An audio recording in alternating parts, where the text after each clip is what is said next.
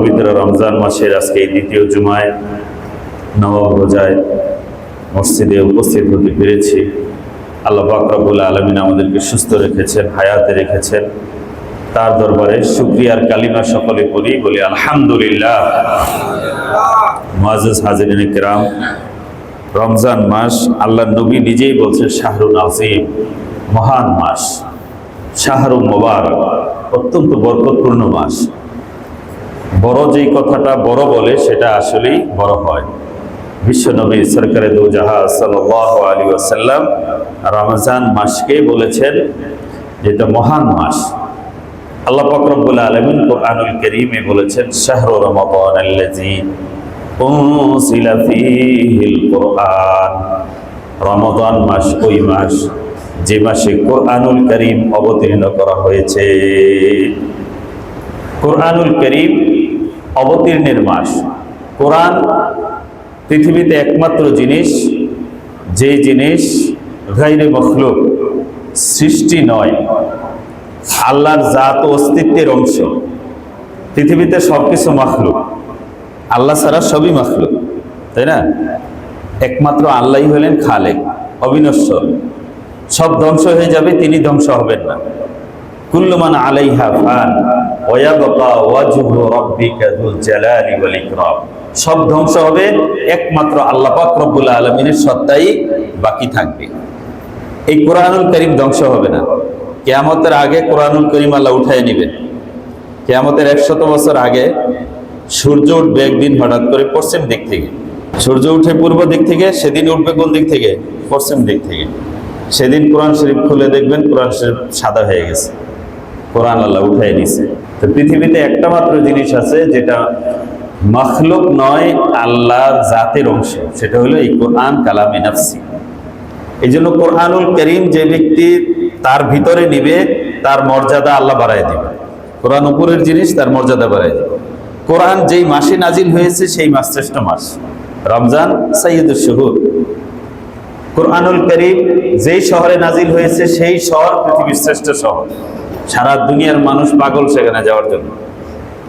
কোরআনুল কারীম যেই নবীর উপর নাজিল হয়েছে সেই নবী শ্রেষ্ঠ নবী।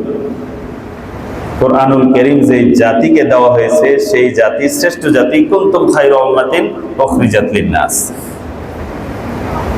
এই উপরের আল্লাহর জাতের থেকে আসা জিনিস, যার ভিতরে যতটুকু সে অন্তর্ভুক্ত করবে, আল্লাহ পাক রব্বুল আলামিন তার মর্যাদা তত বেশি বাড়ায় দিবে। একটা কাঠের টুকরা আমরা পায়ে লাথি দিয়ে ফেলে দেই, কিন্তু যেই কাঠের টুকরাটার উপর কোরআনুল কারীম রাখি, ওই মাছার উপর পা লাগলে আমরা সালাম করি। বলেন ঠিক না বেঠিক? কোরআন মানুষকে সম্মানিত করে, মর্যাদা বাড়ায়। ও জামানা মুআজ্জাজ থে আমিলে কুরআন কর, हम जलील खार हुए तारिके कुरआन कर। কুরআনুল কারীমের অনুসরণ করে সেই সত্যের যুগের সাহাবায়ে কেরামের যুগের মানুষ সম্মানিত হয়েছে। আজকে পৃথিবীতে এত মানুষ থাকা সত্ত্বেও মুসলমানদের ইজ্জত, সম্মান, পজিশন বিশ্বে নাই, নেতৃত্বের জায়গায় মুসলমান নাই। তার কারণ তাদের সম্মানের যেই মূল বস্তুটা, সেই জিনিসকে তারা ছেড়ে দিয়ে পিছনে ফেলে সেই জিনিসকে পরিত্যাগ করে মুসলমান আজকে অপদস্থ হচ্ছে। ওমর ইবনুল খাত্তাব রাদিয়াল্লাহু তাআলা আনহু 22 লক্ষ বর্গ কিলোমিটার জায়গার শাসক। মরক্কো পর্যন্ত ওনার শাসন ছিল, ওনার রাজপ্রাসাদ ছিল না, অনেক বেশি সম্পদের বড়াই ছিল না। খেজুর গাছের নিচে হাতের মধ্যে মাথা রেখে ঘুমিয়ে পড়তেন, রাখালদের সাথে চলতেন। কিন্তু ওমরের নাম শুনলে তৎকালীন জামানার বড় বড় সাম্রাজ্য যারা ছিল, পারস্য সাম্রাজ্য, তারপরে রোমান সাম্রাজ্য, সেই সমস্ত সাম্রাজ্যের সম্রাটরা ভয়ে কাঁপত ওমরের নাম শুনলে। কিসের কারণে?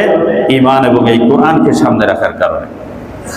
কোরআনুল কারীম যেই জাতির উপর নাজিল হয়েছে সেই জাতি শ্রেষ্ঠ জাতি।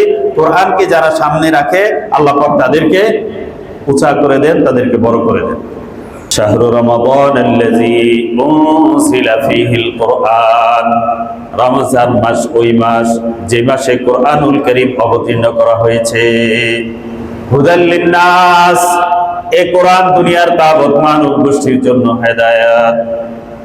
দুনিয়ার সমস্ত মানুষের জন্য পথ নির্দেশিকা, হেদায়েতের আলোকবর্তিকা এই কোরআনে আছে। সবার জন্য, সব জাতির জন্য, মুসলমান হোক অমুসলমান হোক, সবাই কোরআন থেকে হেদায়েত এবং পথের দিশা নিতে পারে। তবে এই কোরআন থেকে উপকার কারা পাবে? যারা কোরআনকে মানে এবং আল্লাহকে ভয় করে। হুদাল্লিল মুত্তাকিন, মুত্তাকিনদের জন্য হেদায়েত। কিন্তু পৃথিবীর প্রত্যেকটা জাতিগোষ্ঠীর মানুষ যদি কোরআনকে মেনে নিয়ে, কোরআনের অনুশাসন মেনে, কোরআনের শিক্ষাকে গ্রহণ করে, তাহলে সে পথ পেয়ে যাবে, রাস্তা খুলে যাবে।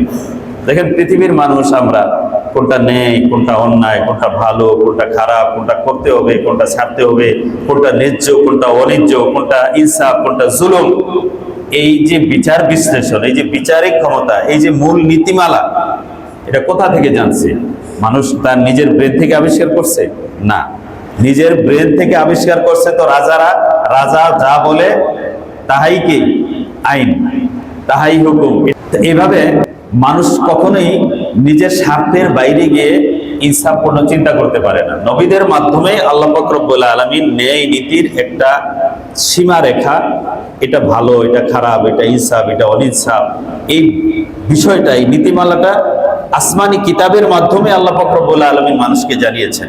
মানুষ এই কোরআন থেকে সেই দিশাটা পেয়েছে, কি করতে হবে, কি ছাড়তে হবে, কোনটা ধরতে হবে, কোনটা বাদ দিতে হবে।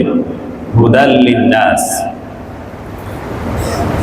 আল কুরআনু হুদাল লিন্নাস ওয়া বায়িনাতিন মিনাল হুদা ওয়াল ফুরকান। কুরআনুল কারীম বায়িনাতিন মিনাল হুদা, হেদায়েতের সুস্পষ্ট দলিল, ওয়াল ফুরকান, কুরআনুল কারীম পার্থক্যকারী, হক এবং বাতিল, ন্যায় এবং অন্যায়, করণীয় বর্জনীয়, কোনটা ইনসাফ, কোনটা বেইনসাফ, কোন পথে জান্নাত, কোন পথে জাহান্নাম, কোন পথে আল্লাহ খুশি, কোন পথে আল্লাহ নারাজ, কিসে তোমাদের কল্যাণ, কোন কাজে তোমাদের অকল্যাণ, কোন কাজে তোমরা সাকসেস, সফলতা পাবে, আর কোন কাজ করলে তোমরা ব্যর্থ এবং ধ্বংস হবে। সবকিছু আল্লাহ পাক রব্বুল আলামিন এই কুরআনুল কারীমে তোমাদেরকে হেদায়েত দান করেছেন। পৃথিবীর মানুষ ন্যায়, ইনসাফ, ন্যায্যতা এই কোরআনের মাধ্যমে পেয়েছে। আগের জামানাটা এমন ছিল যে রাজা যা বলতো তাই আইন ছিল, রাজার জন্য কোনো আইন ছিল না। ইসলাম পৃথিবীতে প্রথম ওই ধরনের শাসন ব্যবস্থা দিয়েছে যেখানে রাজাও একটা আইনের অধীনে থাকবে, যিনি দেশ চালান সেও আইনের অধীনে দেশ চালাতে হবে, তার সব কথাই গ্রহণযোগ্য হবে না। একজন শাসকের সামনে দাঁড়িয়ে সাধারণ মানুষ প্রতিবাদ করতে পারত। এই ইনসাফ, এই ন্যায্যতা, এই ক্রেডিবিলিটি একমাত্র ইসলাম দিয়েছে। ইসলামী অনুশাসনের মধ্যে সেই শিক্ষা এবং সেই চর্চাটা বাস্তবায়ন করা হয়েছে। তো কোরআন এমন একটা জিনিস যেটা পুরা দুনিয়ার মানুষের জন্য, হক না হক, ভালো খারাপ বোঝার জন্য একটা সীমারেখা। চোখে আঙ্গুল দিয়ে কোরআন পৃথিবীর মানুষকে ন্যায্যতা এবং অন্যায্যতার শিক্ষা প্রদান করেছে এবং সেটা প্রতিষ্ঠা করেছে। ওয়াবাইয়িনাতিন মিনাল হুদা ওয়াল ফুরকান, আল্লাহ বলেছেন ফামান শাহিদা মিনকুমুশ শাহরা ফালিয়াসুমহু, তোমরা যারা এই পবিত্র রমজান মাস পাবে অবশ্যই তোমরা রোজা পালন করবে।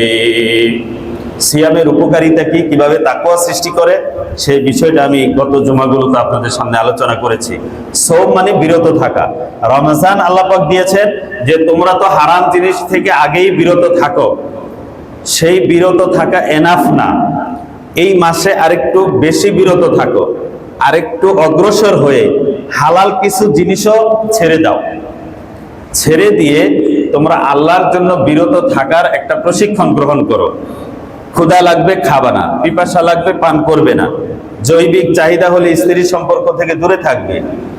এই বিষয়গুলো তোমরা এক্সট্রা চর্চা করো। চর্চা করতে করতে তোমার মধ্যে বিরত থাকার একটা বৈশিষ্ট্য, শক্তি তৈরি হবে, ব্রেক দেওয়ার একটা ক্ষমতা তৈরি হবে। তখন তুমি নিজের এই জীবনের গাড়িকে, জীবন চলার পথে যেখানে আল্লাহ ব্রেক দিতে বলছেন সেখানে ব্রেক দিতে পারবা, যেখানে চালাইতে বলছেন চালাইতে পারবা। যেই সব জায়গাগুলোতে ব্রেক দেওয়ার নির্দেশ আছে সেই জায়গাগুলোতে ব্রেক দেওয়ার ক্ষমতা অর্জন করার জন্যে, এই রুহানি শক্তি অর্জন করার জন্যে আল্লাহ পাক এই সিয়াম দিয়েছেন। সওম মানে বিরত থাকা, বিরত থাকা শেখার জন্যই এই রোজা। এমন না যে রোজা রাখতেছি আর সব গুনার দরজা খুলে দিছি, এই রোজার কোনো ফায়দা নেই। এজন্য আসিয়ামু জুন্নাতুন, রোজা হলো ডাল স্বরূপ, মা লাম ইয়াখরিতহা, যতক্ষণ মানুষ এই ঢালকে ভেঙে না ফেলে, সাহাবা একরাম জিজ্ঞেস করছেন, ইয়া রাসূলুল্লাহ, রোজার ঢালটা কিভাবে ভেঙে যাবে? বলছেন মিথ্যা বলার দ্বারা, গীবত করার দ্বারা। রোজা রাখছে, মিথ্যা বলছে, তার রোজা ভেঙে গেছে। গীবত করছে, তার রোজা ভেঙে গেছে। এই ভাঙার অর্থ হইল কাজা করতে হবে না। সুফিয়ান একরাম বলছেন যে কাজাও করতে হবে, ফুকাহা একরাম বলছেন কাজা করতে হবে না, বাট রোজার যে কার্যকারিতা, ফায়দা, সওয়াব, ফজিলত এবং শয়তানের বিরুদ্ধে প্রতিরোধ ক্ষমতা, এটা রোজা হারায় ফেলবে, নষ্ট হয়ে যাবে। তখন ওই রোজার দিয়া তার অন্তরের মধ্যে তাকওয়া অর্জন হবে না, ব্রেক ক্ষমতা অর্জন হবে না, রুহানি শক্তি অর্জন হবে না, নফস এবং শয়তানের মোকাবেলা করার কোনো পাওয়ার তার মধ্যে সৃষ্টি হবে না, গ্রো করবে না। এজন্য সোম হলো আমরা একেবারে হারাম তো ছেড়েই দিব, হালাল কিছু জিনিসও ছেড়ে একটা মাস আল্লাহর জন্য ছেড়ে দেওয়ার একটা অভ্যাস, ছেড়ে দেওয়ার একটা চর্চা আমরা অর্জন করব।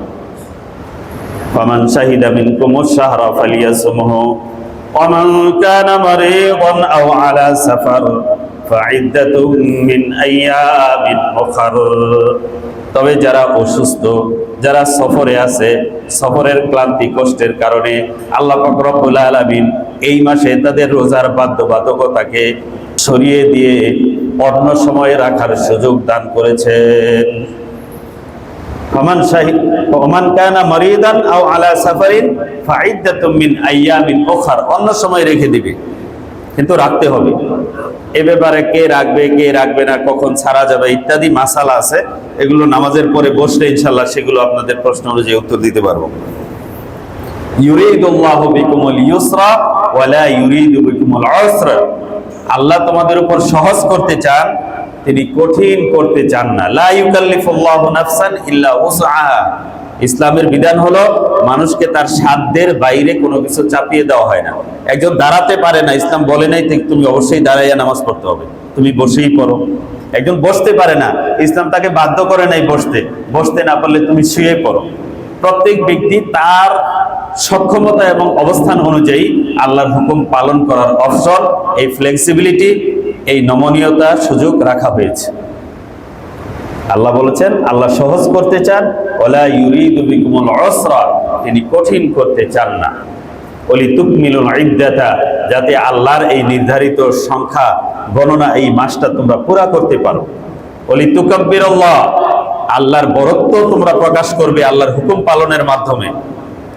আলামা হাদাকুম, এজন্য যে তিনি তোমাদেরকে হেদায়েত দিয়েছেন, তিনি তোমাদের সঠিক পথের নির্দেশনা দিয়েছেন। কিসে তোমাদের কল্যাণ এবং অকল্যাণ হবে তা তোমাদের ব্রেন ও বুদ্ধি বিবেচনার উপর ছেড়ে না দিয়ে আল্লাহ পাক রব্বুল আলামিন কিতাব দিয়ে, নবী দিয়ে তোমাদেরকে সেই বিধান দিয়ে তোমাদের উপর দয়া করেছেন। আল্লাহ পাক রব্বুল আলামিন মানুষকে অনেক নিয়ামত দিয়েছেন, সেটাকে দয়া হিসাবে, এহসান হিসাবে এহসান জিতলান নাই।